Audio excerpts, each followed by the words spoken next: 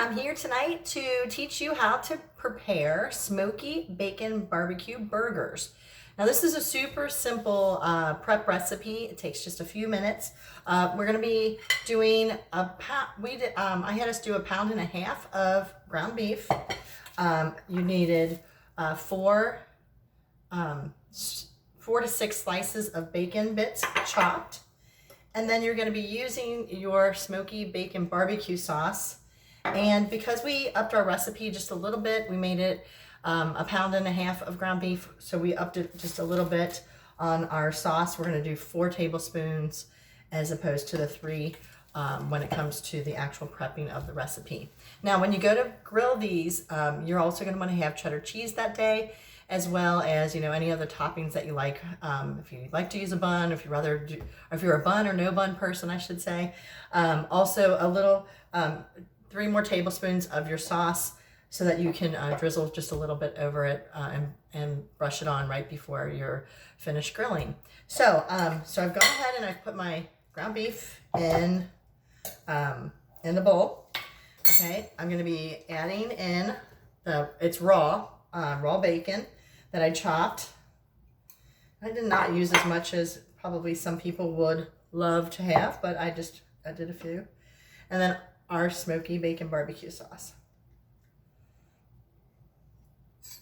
Now, one of the things that I like to do is I usually will wear gloves when I do this, but since I've used all my gloves up and they're not available at this time, I'm gonna dig in and use my hands.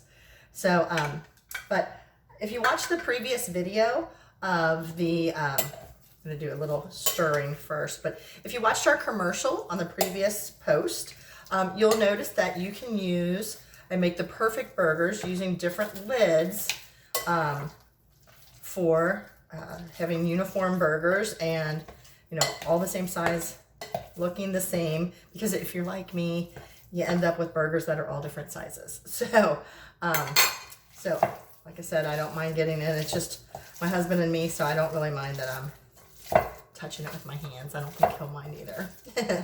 All right, so we're all blended up, okay? And now one of the things I do before I really dig into this recipe is I do have wax paper torn off so that I'll be able to put, I usually do 2 patties in a piece of foil, or in a piece of wax paper. That way it kind of stays nice and they don't all meld together. So, all right, so I am going to use the lid of my peanut butter jar. I've put a piece of wax paper, or a piece of plastic in there, and I'm just going to squeeze it in there, take off the excess, and voila. And we're gonna have our same size burgers. It's really just more of the way to make sure that your burgers are the same size. Like I said, I have a tendency to have really big burgers and then some that are really tiny.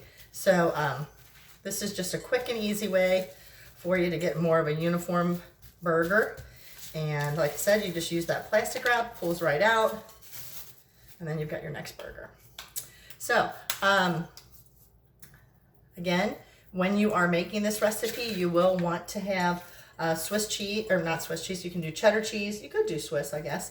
But you want to make sure that you have some cheese that you're going to top these with. Super simple. You're going to make sure that you, if you like toppings for your burgers, you want to have those available, and you'll be ready to go. So one of the things I like to put on the top of my burgers is those French's crispy onion chips too. So that could be a really great one, especially with this smoky bacon barbecue sauce. Really makes it a yummy, yummy flavor. And then you got the crunch of the onions. So this is super simple. You can see how easy the burgers have gone together. And I already have 4 made up, so I am actually gonna be more than 6 burgers here tonight. And then, like I said, I'll be wrapping them in plastic, or a wax paper. And I do 2, so I do 1 fold over. I don't know if you can see this, but I do 1 fold. And then I will put the other one underneath there, just so that they're kind of not touching but it just gives them enough of a barrier between. And then I just fold it over and I put it in my labeled freezer bag. So I hope that this helps you out with your recipe. I hope you end up loving this one, and it's one that you want to make over and over again. And my hands are a little gooey, but I'm going to go ahead and say adios. I'm going to turn the camera off, and happy making your hamburgers. Bye.